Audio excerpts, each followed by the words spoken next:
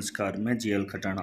प्यारे विद्यार्थियों, आज 23 जून 2025 को आरपीएससी फर्स्ट ग्रेड का जो फर्स्ट पेपर हुआ उसमें सामान्य विज्ञान के 5 प्रश्न पूछे गए, जिनकी मैं प्रमाणित एनसीईआरटी के आधार पर आंसर की यहाँ पर आप सभी को बता रहा हूँ। आप भी अपना मिलान करके स्कोर कार्ड देख सकते हैं। प्यारे विद्यार्थियों, वैसे जो ये सभी जो क्वेश्चंस हैं जो 9वीं और 10वीं की विज्ञान की किताब से लिए गए हैं, ये जो प्रश्न पत्र में पूछे गए हैं, इसलिए मैं जो क्लास में भी बच्चों को पढ़ाया था वो एनसीईआरटी के आधार पर ही पढ़ाया था।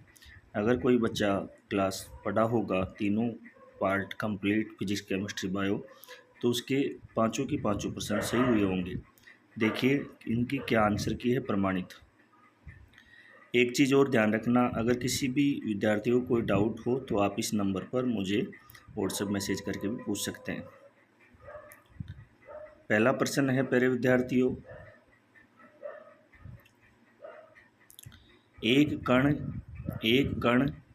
पर अचर परिणाम यानी कांस्टेंट रिजल्ट का एक बल लगाया जाता है जो कण के वेग के हमेशा लंबवत होता है।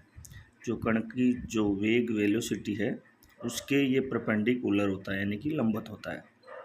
कण की गति एक तल में है, इस गति में कौन सी राशि अचर होगी, यानी कि कांस्टेंट राशि पूछा है।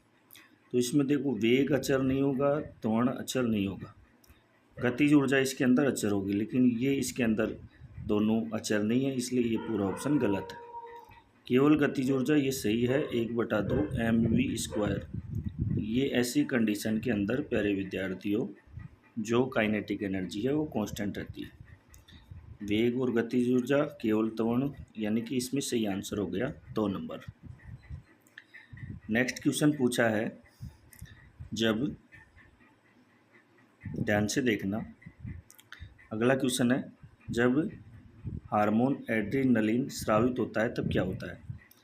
हृदय धीरे धड़कता है? नहीं, ऐसा ज़रूरी नहीं, तेज भी धड़क सकता है। कंकाल पेशियों में रुधिर का बहाव कम हो जाता है?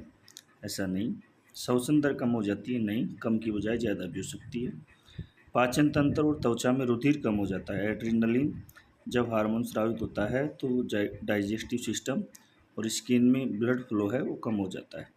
अनुत्तरित प्रश्न, यानी कि इसका सही आंसर हो गया 4 नंबर। नेक्स्ट, साग सब्जियों वनस्पति द्रव्य का विघटित होकर कंपोस्ट बनना उदाहरण। ये देखो प्यारे विद्यार्थियों, एक तरीके से बेसिक जनरल साइंस की बात है।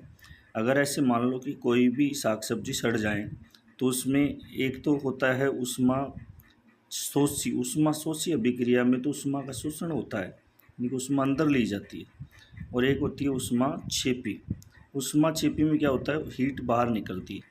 तो कोई भी साग सब्जी सड़ती है गलती है तो उसमें से हीट बाहर निकलती है, यानी कि उष्मा छेपी, उष्मा का उत्सर्जन होता है। तो कंपोस्ट बनना उदाहरण है वो उष्मा छेपी अभिक्रिया का है। इसको कई लोग इधर उधर यूट्यूब पर टिप टाप करके उष्मा शोषी बता रहे हैं, जो बिल्कुल गलत है। भाई बेसिक सी बात है, कोई भी साग सब्जी सड़ती है तो उसमें से गर्मी उत्पन्न होती है, हीट निकलती है। नेक्स्ट है, अगला क्वेश्चन है, कोर्क कोशिकाओं में उपस्थित पदार्थ जो इन्हें गैस और पानी के लिए अभेद्य बनाता है। कोर्क कोशिकाओं में, तो कोशिका में मलबा ये नहीं है, क्यूटीन नहीं है, इसका सही आंसर होगा सुबेरिन। लिपोप्रोटीन भी नहीं है।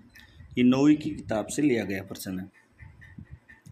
नेक्स्ट है लास्ट, एक व्यक्ति लिफ्ट के फर्श पर खड़ा होकर एक सिक्का गिराता है। एक कोई लिफ्ट है, इसके फर्श पर खड़ा होकर के एक सिक्का नीचे गिराता है। तो सिक्का नीचे गिर रहा है तो इसका मतलब ग्रेविटी की वजह से गिर रहा है, 9.8 m/s², उसकी वजह से गिर रहा है। ठीक है, सिक्का लिफ्ट के फर्श पर समय t1 समय में पहुंचता है। जब लिफ्ट स्थिर होती है तो समय t2 में, जब एक समान चाल से चल रही है तो, यानी कि ये कह रहा है कि अगर लिफ्ट रुकी हुई है और वो सिक्का गिरा रहा है तो कितने समय में नीचे गिरेगा, और अगर लिफ्ट या तो ऊपर जा रही है या नीचे जा रही है तो अब अगर सिक्का गिराएगा तो कितने समय में नीचे गिरेगा। तो दोनों ही कंडीशन में ऊपर जाए, नीचे जाए या स्थिर रहे, तो जो सिक्का है 9.8 मीटर प्रति सेकंड स्क्वायर, ये ग्रेविटी सेम रहती है ऐसी कंडीशंस के अंदर, इसलिए इसका सम आएगा T1 इक्वल T2। तो ये 5 क्वेश्चन थे। आशा करता हूँ आपके सही हुए होंगे, आप अपना मिलान कर सकते हैं। वीडियो पसंद आए तो लाइक करें और ज़्यादा से ज़्यादा अपने दोस्तों को शेयर करें, ताकि वो भी प्रमाणित आंसर मिला करके अपने इसको